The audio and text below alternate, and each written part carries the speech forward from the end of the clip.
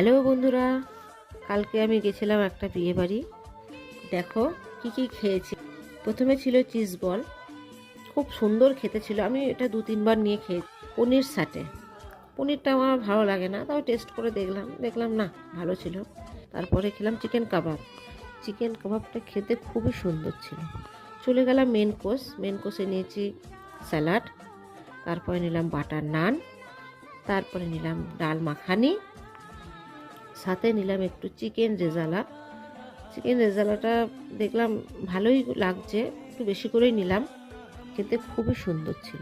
সাথে নিলাম একটা ফিশ ফ্রাই, সাথে নিলাম একটু কাসুন্দি দিয়ে ফিশ ফ্রাই খেতে খুব সুন্দর লাগে। তো তোমরা জানো, তোমরা সবাই খেয়েছো যদিও।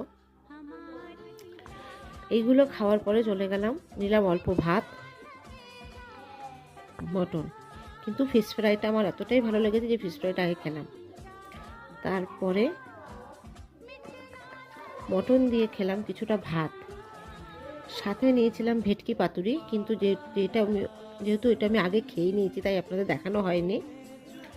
খাওয়া দাওয়ার পরে নিলাম একটু চাটনি পাঁপড়। খাওয়ার পর আমার আর কিছু খেতে ভালো লাগে। ভাই, শুভরাত্রি বন্ধুরা।